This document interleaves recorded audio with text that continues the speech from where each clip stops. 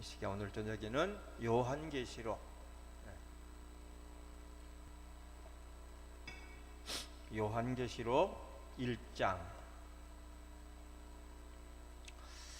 1절부터 20절까지 1장을 다 읽는 거예요. 성경을 잘 읽으시기 바랍니다. 우리 합독하십시다. 다 같이 함께 시작. 예수 그리스도의 계시라. 이는 하나님이 그에게 주사 반드시 속히 될 일을 그 종들에게 보이시려고 그 천사를 그 종 요한에게 보내어 지시하신 것이라. 요한의 하나님의 말씀과 예수 그리스도의 증거 곧 자기의 본 것을 다 증거하였느니라. 이 예언의 말씀을 읽는 자와 듣는 자들과 그 가운데 기록한 것을 지키는 자들이 복이 있나니 때가 가까움이라.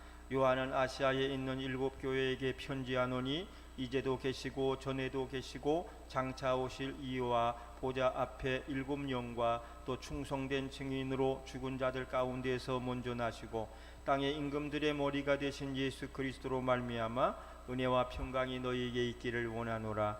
우리를 사랑하사 그의 피로 우리 죄에서 우리를 해방하시고 그 아버지 하나님을 위하여 우리를 나라와 제사장으로 삼으신 그에게 영광과 능력이 세세토록 있기를 원하노라. 아멘. 볼지어다 구름을 타고 오시리라. 각인의 눈이 그를 보겠고 그를 찌른 자들도 볼 터이요 땅에 있는 모든 족속이 그를 인하여 애곡하리니 그러하리라. 아멘. 주 하나님이 가라사대 나는 알파와 오메가라. 이제도 있고 전에도 있었고 장차 올 자요 전능한 자라 하시더라.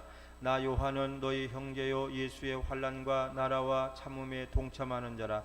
하나님의 말씀과 예수의 증거를 인하여 밤모라 하는 섬에 있었더니 주의 날에 내가 성령에 감동하여 내 뒤에서 나는 나팔 소리 같은 큰 음성을 들으니 가로되 너 보는 것을 책에 써서 에베소, 서머나, 보가모, 두아디라, 사데, 빌라델비아, 라오디게아 7교회에 보내라 하시기로 몸을 돌이켜 나더러 말하는 음성을 알아보려고 하여 돌이킬 때에 7 금촛대를 보았는데 촛대 사이에 인자 같은 이가 발에 끌리는 옷을 입고 가슴에 금띠를 띠고 그 머리와 털의 희기가 흰 양털 같고 눈 같으며 그의 눈은 불꽃 같고 그의 발은 풀무에 단련한 빛난 주석 같고 그의 음성은 많은 물소리와 같으며 그 오른손에 7별이 그 입에서 좌우에 날선 검이 나오고 그 얼굴은 해가 힘있게 비치는 것 같더라. 내가 볼 때에 그 발 아래 엎드러져 죽은 자같이 되매 그가 오른손을 내게 얹고 가라사대 두려워 말라. 나는 처음이요 나중이니 곧 산 자라. 내가 전에 죽었었노라. 볼지어다 이제 세세토록 살아있어 사망과 음부의 열쇠를 가졌노니 그러므로 내 본 것과 이제 있는 일과 장차 될 일을 기록하라. 내 본 것은 내 오른손의 7별의 비밀과 7 금촛대라. 7별은 7교회의 사자요 7 촛대는 7 교회니라. 아멘. 예수님이 사도 요한에게 나타나서 계시록을 기록하게 된 것을 기록한 1장의 말씀입니다. 자, 오늘은 성경 인물 시리즈 설교 중에서 오늘은 사도 요한에 대해서 함께 말씀을 전합니다. 날씨가 덥고 힘듭니다. 여기서도 힘들지만 가정에서 1시간 동안 예배하는 것도 힘듭니다. 그래서 짧게 끊어서 우리에게 꼭 필요한 말씀을 전하고자 할 때 듣는 여러분들이 더 큰 은혜를 받을 수 있기를 주의 이름으로 축복합니다. 따라합시다. 천둥벼락의 아들이 사랑의 사도로, 천둥벼락의 아들이 사랑의 사도로. 누구를 가르치는 거예요? 예수님의 제자 요한을 가르치는 겁니다. 요한의 별명은 천둥벼락이었어요. 나중에 설명을 할게요. 그 천둥벼락 같은 이가 사랑의 사도가 됐어. 여러분, 사도 요한 하면 무엇이 생각납니까? 저는 어려서부터 듣고 보고 배운 것이 있어서 사랑의 사도, 이 사랑의 사도가 이 요한은 사랑의 사도다, 그렇게 어려서부터 이게 배우고 있었어요. 여러분도 나름대로 사도 요한에 대한 생각이 있을 것인데 오늘 사랑의 사도 요한을 배우면서 우리 한번 큰 은혜를 받읍시다. 먼저 인적사항, 요한의 인적사항을 말하면 이 이름은 요한, 이름은 요한, 뜻은 여호와께 사랑하시는 자, 이런 뜻이에요. 여호와께서 사랑하시는 자, 요한. 그 아버지의 이름은 세베데요. 여러분 많이 들었을 거예요. 세베데요. 그 어머니는 살로메입니다. 살로메. 세베데와 살로메라는 이 부부 사이에 태어난 게 바로 이 요한인데, 요한에게는 형제가 하나 또 있어요. 그게 누구냐 하면은 야고보요. 야고보는 형이에요. 그래서 야고보 요한은 형제야.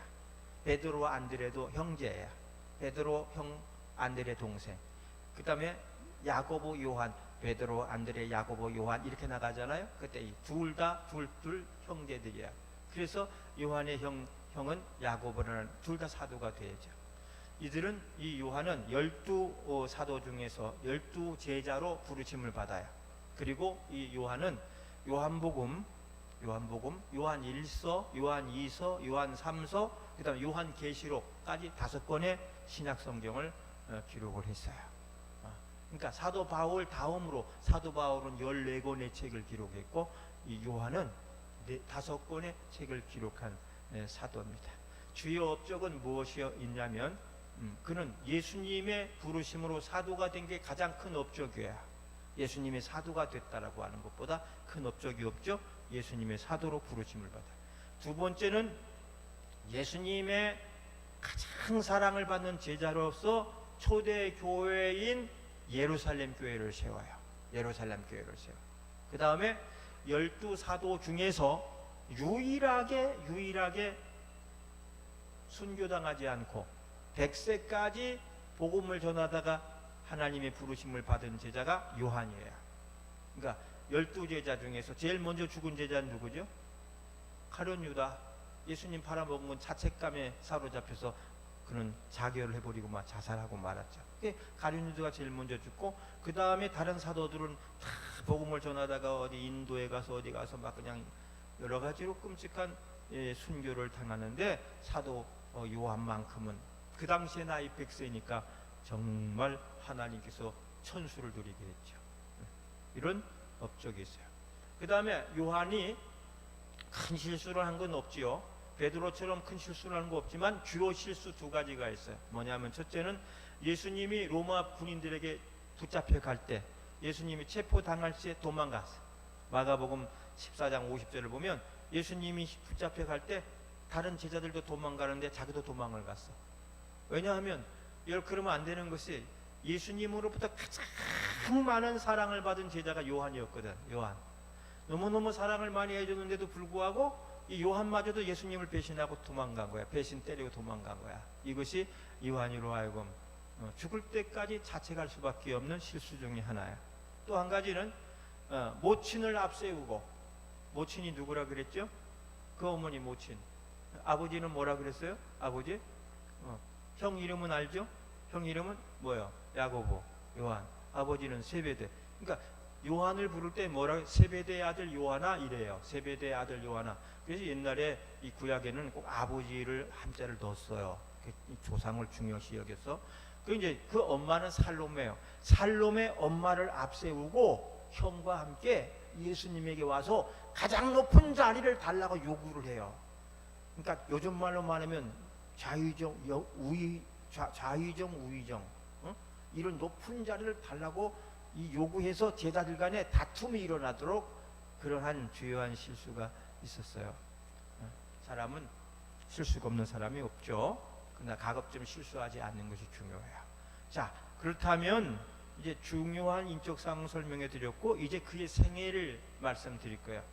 이 사도 요한은 세례 요한하고는 구분이 돼요. 같은 요한인데, 세례 요한은 예수님이 오시기 전부터 선지자로 활동하다가 예수님에게 세례를 베풀고 난 다음에 예수님이 오실 때까지 예수님이 오는 길을 예비한 선지자가 세례 요한이에요. 예수님의 길을 닦은 사람이에요. 길 닦은 사람이에요. 그리고 예수님이 오시고 난 다음에 6개월 후에 사라져버려요. 그러니까 여러분, 우리 인생에, 우리가 세상에는 연속궁이나 영화에도 주연이 있고 조연이 있죠. 엑스트라도 있어요. 그러니까 우리 인생에서 주연은 우리가 아닙니다. 할렐루야. 예수 그리스도가 주연이에요. 주인공은 예수님이고 우리는 거기서 조연이고 단역이야. 우리가 조연이 주연 노릇할 때 그게 망가지는 거야. 그것 때문에 나중에 교만해지는 거야. 이 세례 요한이 예수님 오시기 전까지는 메시아처럼 막 선지자 노릇을 하였지만 예수님이 오시는 것을 보고 그에게 세례를 베풀고 그는 사라져. 왜? 주연이 왔으니까 조연은 사라져야지. 그래야 주연이 빛나죠.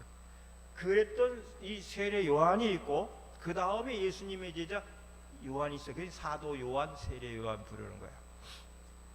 이제 이 요한의 생애를 살펴보면 요한은 베드로와 같이 이 갈릴리 바닷가 출신이에요. 갈릴리 바닷가 출신이에요.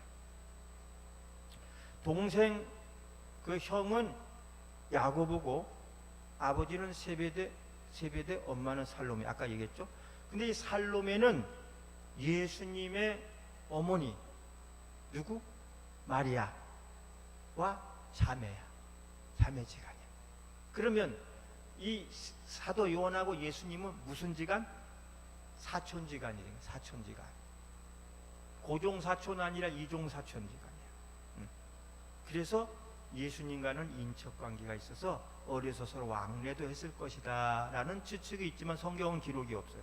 쓸데없는 것은 성경은 기록하지 않으니까.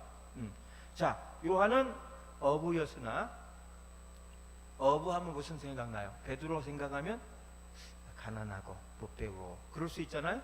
어부, 지금도 어부들이 부자가 별로 없는데. 그러나 이 요한네는 집에 종을 부릴 정도로 부자야. 예루살렘에도 갈릴리에도 집이 있고 예루살렘의 수도 서울에도 근사한 맨션 아파트가 한 채 있어. 그러니까 벌써 이 요한네는 그때부터 1가구 2주택이었다고. 예수님께서 이 니고데모 시의원 니고데모하고 이 이야기를 나누셨던 장소도 예루살렘에 있는 요한의 집이었다고. 요한의 아버지 세베대는 배를 여러 척을 소유하고 수산업이야. 그냥 고기 잡는 어부가 아니라 수산업의 부호로 예루살렘과 지방 유지들과 아주 친분이 깊은 그 당시에 가장 막강한 권력자인 제사장하고도 친분이 있었던 사람이에요. 그 결과 그 어머니 살로메는 그 부유함을 가지고 예수님이 전도 사역할 때마다 재정적으로 후원을 했어요. 재정적으로. 돈 관리는 가룟유다가 하고 후원했어요.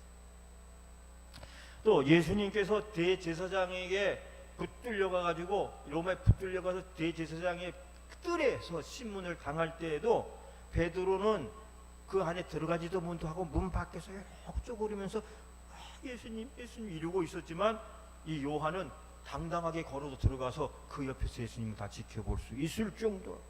또 예수님이 십자가에 못 박히시는 현장에 이 갈보리 그 꼭대기 산 언덕에 다른 제자들은 다 도망가 없어. 근데 거기까지 올라간 것은 제사장과도 통하고 이 요한은 그 당시 로마의 이 백부장이나 이런 고급 관리하고도 통하였기 때문에 예수님 십자가 밑에까지 가서 예수님을 끝까지 지켜볼 수가 있어요. 그러니까 이 요한은 그런 면에서 부유한 데다가 그 당시에 권력자들하고 통하는 것이 있었던 사람이었습니다.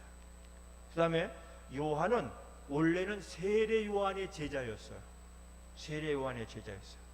그런데 세례 요한이 예수님이 세례받으러 오시는 것을 보고 보라 하나님의 어린 양이로다 하고 예수님에게 세례를 베풀 때 성령이 비둘기같이 내려와서 예수님의 어깨에 앉는 것을 보았다고. 그리고 세례 요한이 하나님의 어린 양이라고 이렇게 소개해 줄 때 그 말을 듣고 즉시로 예수님을 따르고 예수님의 제자가 됐어요. 그리고 그때부터 이 요한은 예수님의 부름을 받은 후부터 모든 것을 다 버리고 주님만을 따랐고 주님이 돌아가시는 그날까지 거의 주님 곁을 떠난 적이 없어요. 예수님이 사역하시는 현장에 거의 빠지지 않았어요. 배당장의 딸을 소생시킬 때, 변화산의 신기한 체험을 할 때, 또 겟세마네 동산에서 밤새워 기도하는 현장, 그림자처럼 주님을 따라다녔고 최후의 만찬 속상에서 예수님 가슴에 이렇게 기대어 앉아서 있었던 게 레오나르도 다빈치가 이 그린 이 최후의 뭐요 만찬 그림에 보면 이 가룟 유다는 돈꾀를 딱 쥐고 이러고 간사하게 있고, 그 다음에 베드로는 이러고 있지만은 요한은 수염도 없어 예수님 품에 이렇게 안겨 사랑받는 요한의 모습을 이렇게 지키고. 하여튼간에 예수님이 그 후에 돌아가시고 부활하시고 제자들을 만나고 또 제자들이 예수님 무덤가를 찾아가고 감람산에서 예수님이 승천하시는 그 자리에까지 한 군데도 빠짐없이 끝까지 함께 하고 참여했던 것이 바로 요한이었어요. 또 십자가에 예수님 처형당했을 때 그 처형당하는 그 현장에서 요한을 보고 요한아 내 어머니니라, 내가 너에게 이 어머니를 부탁한다 할 정도로 요한은 예수님이 가시는 곳은 어디든지 다 따라다녔던 충성스러웠던 제자였다고 하는 겁니다. 우리는 요한을 지금까지만 살펴봐도 제자 중에서 가장 사랑이 충만했던 제자로 생각을 해요. 별명조차도 사랑의 사도예요. 그러나 요한이 처음부터 그렇게 사랑이 많았던 사람은 아니었어요. 그 별명이 있어요. 보아노게, 따라서 보아노게. 보아노게라는 별명인데 이건 우레와 천둥이라는 거예요. 우레와 천둥의 아들이라는 거예요. 아까 여기 했던 우레와 천둥의 아들이라 부를 정도로 이 뭐예요? 불같은 성격의 소유자예요. 불같은, 참을 수 없는, 막 그냥 한번 열받으면 막 뚜껑 열리고 막 그런 성격의 소유자였어요. 실제로 한 번은 예수님께서 예루살렘을 가시는 길에 사마리아 지역을 지나는데 그 당시에 유대인들은 사마리아 사람들을 멸시했거든. 그러니까 자신들이 멸시를 하는 유대인들이 지나가니까 이들이 와가지고 곱게 안 보내주고 막 야유를 막 한 거야. 그러니까 이 예수님을 모시고 가던 이 제자들이 당황을 했는데 요한이 그 모습을 보고 확 뚜껑이 열린 거야. 아까 별명이 뭐라고? 우레의 보아노게. 불같은 성질이 또 튀어가지고 감히 예수님을 환영은 안 할 망정 예수님을 이렇게 부대져 보래. 그래서 예수님 하늘에서 불을 내려다가 싹 다 태워서 멸해버립시다. 싹 죽여버리자는 거야. 그런 주님께서 그를 책망하시고 야단치고 그랬지만 그 정도로 막 눈에 뵈는 게 없을 정도로, 예수님 외에는 뵈는 게 없는 거야. 그 정도로 불같은 성경이었어. 그런데 예수님께서는 그러한 인간적으로는 초라한 재료를 사용해서 사랑 가득한 사도로 만드신 주님의 솜씨가, 할렐루야, 그 주님의 솜씨가 참으로 놀라우고 놀라웠다는 거야. 오늘 저와 여러분도 돌이켜봐요. 우리의 성질이 좋아요 안 좋아요? 내 성질이 좋은지 안 좋은지 누가 알아? 친구들이 제일 잘 알아. 그죠? 참 어떤 친구는 성질 더럽다 그러는데 그런 좋지 않은 성질, 그런 재료를 가지고도 하나님은 이 사랑의 사도로 만드는 것처럼 저와 여러분도 주님께서 우리를 이렇게 만들어 놓으신 줄로 믿습니다. 아니 요즘에 우리 저 참여 학생을 보면은 청년이지 참 사랑스럽다 하는 느낌이 자꾸 들어요. 참미가 어려서 커오던 것을 다 봤거든요. 몸이 약하고 약골이고 하여튼 겨울이면 온 대한민국 감기는 지가 혼자 다 독차지하고 그렇게 살아면서 성질도 있어. 체구는 작지만 성질은 또 있어가지고 이따만한 시은이 잡는 거 보면 보통이 아니야. 그런데 요즘에 보면은 내가 못 봐서 그런지 모르지만 불같은 성미는 다 없어진 것 같아. 그리고 이제 자상하고 이렇게 조곤조곤 긍정적이고 참 하나님의 은혜로다. 하나님은 오늘 저와 여러분의 좋지 않은 성경도 사용하셔서 참 훌륭하게 만드는 솜씨가 있는 좋으신 하나님인 줄 믿으시기 바랍니다. 한편 이런 건 있어요. 우리에게 때로는 어떤 거룩한 욕심 정도는 좀 있어야 되겠다. 거룩한 욕심. 예수님, 우리로 예수님의 오른편 왼편 좀 만들어 주세요.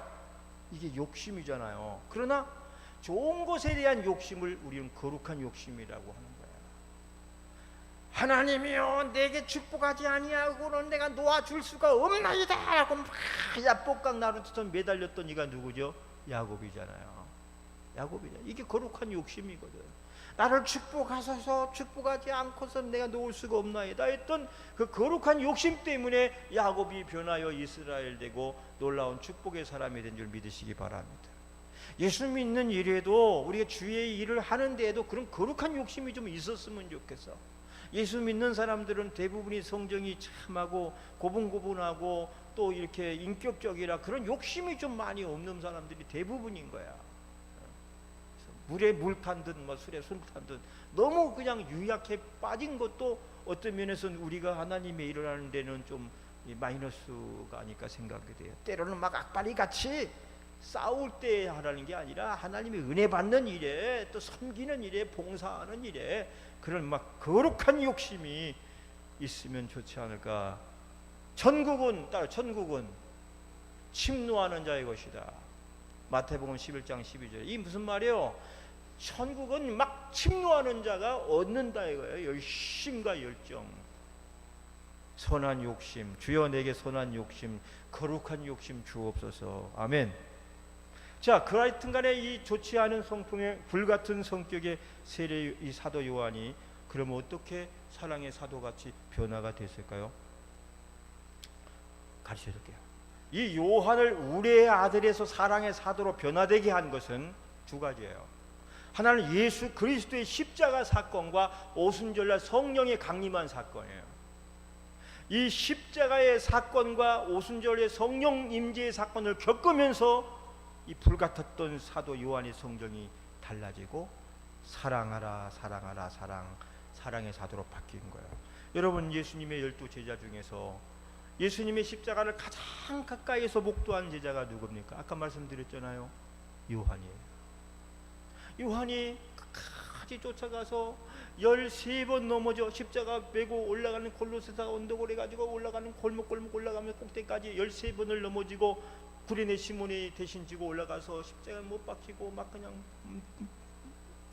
옆구리 창 찔리고 막 이걸 그 밑에서 다 바라본 그게 요한이거든요. 그 모습을 다 목도하면서 그러면서도 단 한 채라도 그 자기를 괴롭히고 찌르고 죽이는 이 로마 군인들과 유대인들과 제사장들을 향하여 저주하고 욕하거나 싫은 소리를 내세가지 아니하고 아버지여 저들이 저희 죄를 몰라서 저려오니 저들의 죄까지라도 용서하여 주소서.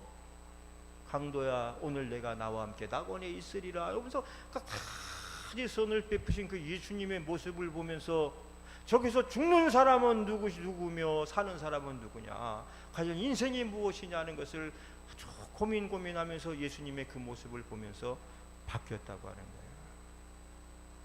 그래서 나중에 요한일서 3장 16절에서 사도 요한이 이렇게 고백을 해요.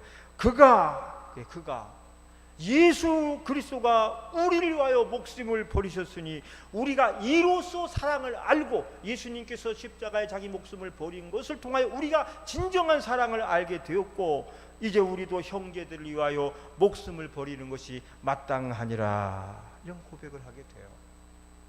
여러분, 요한의 변화는 이 주님의 십자가를 통해서 참된 사랑이 무엇인가를 깨닫고 난 다음에 변화된 것임을 믿으시기 바랍니다. 사랑이 변화시키는 거예요. 자신의 눈앞에서 피 한 방울 물 한 방울까지 다 남김없이 쏟으신 주님의 모습을 보면서 그가 진정한 사랑이 무엇인지 깨닫고 그때부터 그는 사랑의 사람으로 바뀌었다는 거예요. 또 하나, 오순절날 성령이 강림하셨을 때 그 자신에게 임한 성령의 그 권능이 불같은 그 마음을 녹여서 할렐루야 솜털같이 부드럽고 솜사탕같이 달콤한 사랑으로 바꾸고 변화시켰다고 하는 사실입니다.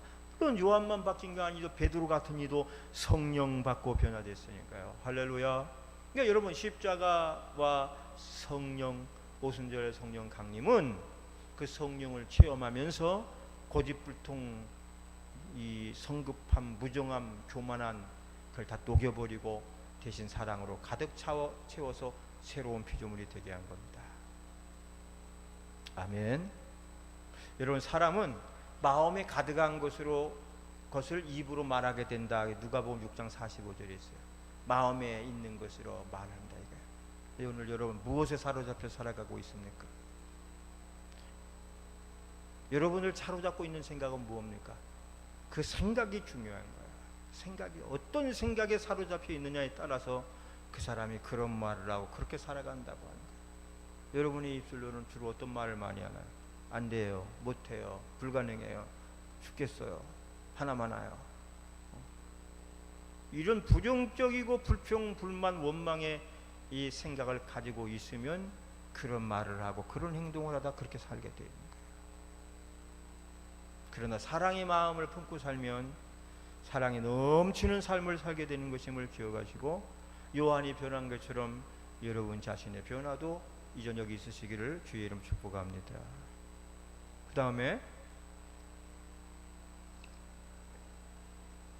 다음에 요한은 예루살렘 교회에서 에베소 교회로 옮겨가서 거기서 감독으로 활동을 했어요. 에베소에 지내는 동안에 그때 예수님의 부탁대로 예수님의 어머니를 모셨어요. 예수님의 어머니를 모셨어요. 언제까지 모셨는지는 더 이상 기록이 없으나 아마 마리아가 죽을 때까지 거기서 모시지 않았을까, 그런 생각도. 그러니까 인간적인 의리가 있는 거예요. 인간적인 의리. 그러니까 하나님만 잘 믿는 것이 아니라 우리 인간적인 도리와 의리도 잘 지키며 사는 것이 중요한데, 그게 바로 요한의 모습이었다. 여러분, 오늘 우리는 이게 십자가 사랑을 해야 돼요. 십자가 사랑. 어떤 십자가? 자, 십자가를 만들어 봅시다. 엄지, 두 개의 엄지를 가지고 십자가를 만들어 보세요. 십자가. 됐죠? 이 십자가를 두 개의 막대기가 이렇게 익힐 때 십자가, 또 이걸 플러스라고도 해요. 십자가 사랑인데 이 하나는 어디를 향하고 있어? 하나 오른손은 어디를 향하고 있죠? 하늘을 향하고 있지? 이건 무슨 사랑? 하나님을 위한 사랑인 거야. 하나님을 향한 사랑. 하나님, 주 너의 하나님을 사랑하라 그랬죠. 이게 수직적인 사랑이야. 우리의 사랑은 수직적으로는 하나님 사랑이고, 그 다음에 두 번째 이 십자가는 어디를 향해요? 옆을 향하고 있으니까 이웃을 향하는 거야. 이게 수평적인 사랑인데, 수평적인 사랑은 이웃을 사랑. 그러니까 예수님이 가르쳐 주는 것 참 사랑은 뭐야? 위로는 하나님을 사랑하고 그 다음 내 이웃을 내 몸같이 사랑하라 그랬잖아요. 그게 수직과 수평의 사랑, 이게 십자가의 사랑인 거예요. 할렐루야. 이걸 또 약간 비슷하게 들어보면 하나님하고도 잘하고 살아야 되지만 사람하고는 막 깨부수고 살아야 된다? 아니죠. 하나님만 잘 믿고, 어떤 분은 그래요. 나는요 하나님 외에는 뵈는 게 없어요. 그러면 안 되지. 하나님만 보면 되나? 나는요 하나님하고만 잘 믿어요. 사람하고는 상관 안 해요. 여러분, 그건 되게 잘 믿는 것 같지만 그 반쪽짜리 신앙인 것이에요. 반쪽. 뭐 정말 자기는 뭐 하나님 외에는 없다. 하나님 진짜 그 사람은 사람하고는 무척 싸우고 살더라고. 다 때려부수고 살고 인간관계가 안 좋고 막 그냥 이 세상에는 함부로 살아요. 그러나 그렇지 않아요. 진정한 사랑은 십자가 사랑이다.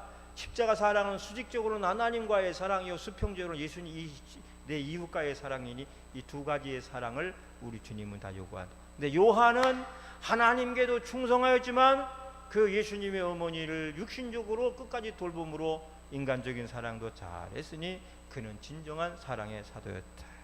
아멘. 여러분도요 하나님하고만 잘하려고 하지 말아요. 뭐 하나님하고도 잘 못하는 사람들은 하나님하고만도 좀 잘하고 살았으면 좋긴 해. 사실은 이게 하나님하고도 제대로 관계가 안 맺어져 있고 막 사람 엉망진창인 거.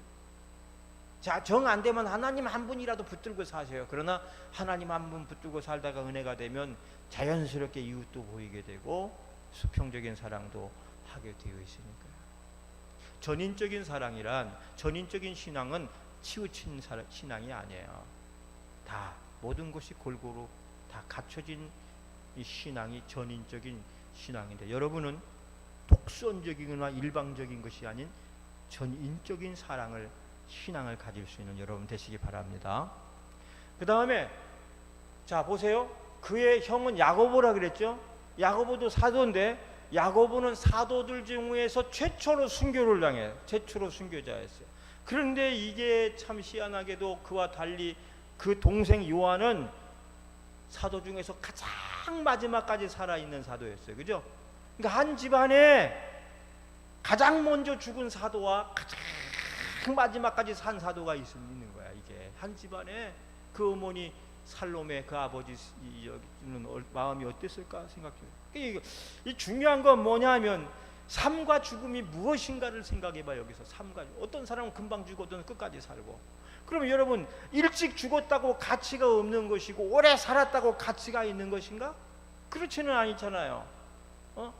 일찍 죽은 사람은 무가치한 거요. 오래 살면 그 김대두 같은 아주 그냥 그런 살인 강도가 가치가 아니잖아요. 중요한 것은 일찍 죽든 오래까지 살든 어떻게 사느냐, 무엇을 위해 사느냐가 가장 중요한 거예요. 어떻게 살느냐 이거야. 무엇을 위해 사느냐.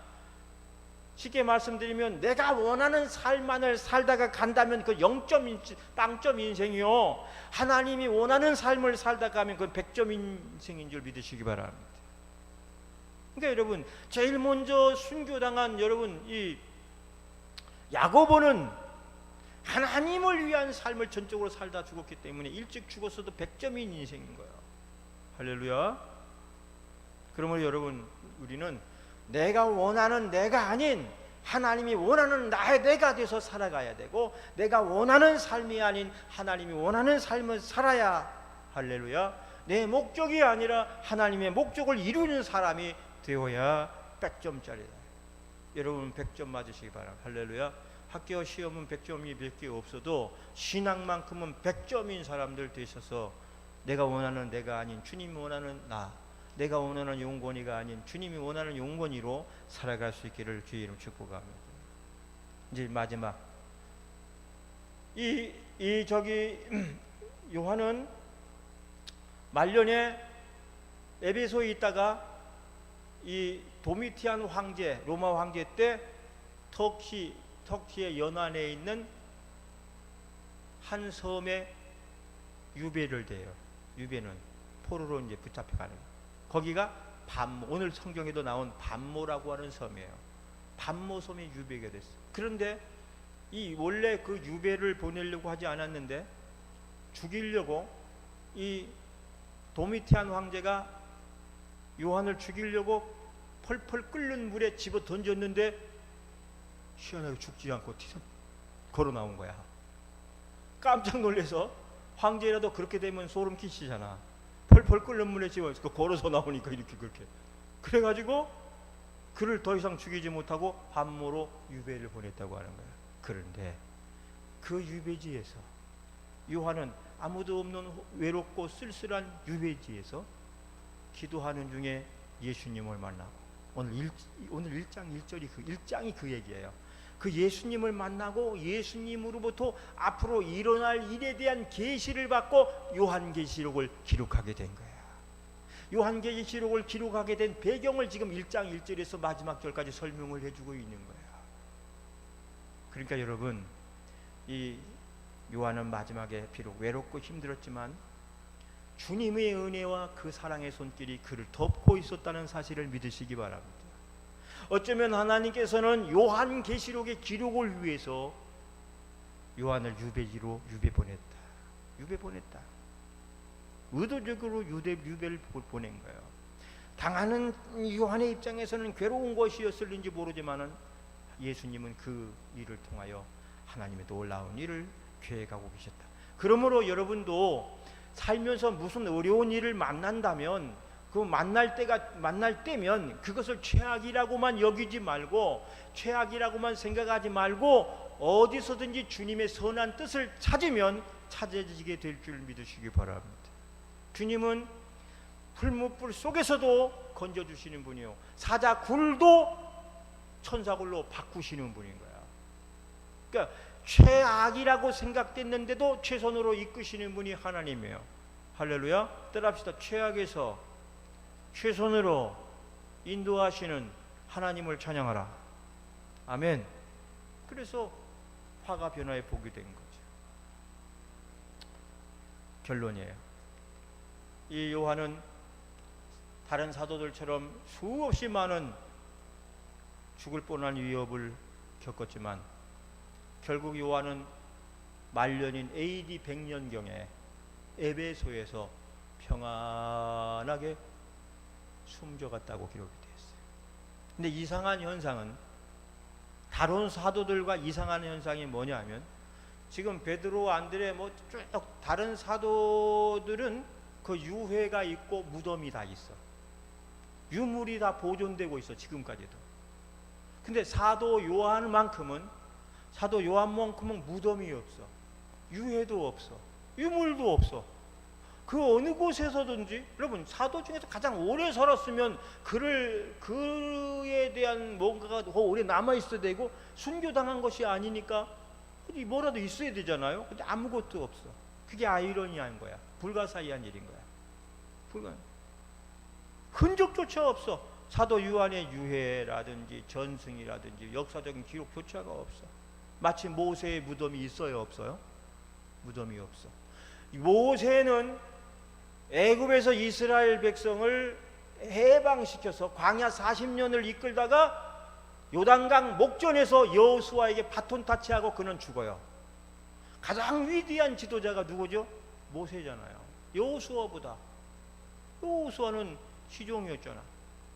그런데 하나님께서 그 위대한, 바로보다 위대한 모세를 살려서 이스라엘까지 보내주면 더 대단했을 것 같은데, 왜 하나님께서는 왜 목전에다 두고 모세를 딱 데려갔을까요? 이유가 있어. 무슨 이유일까?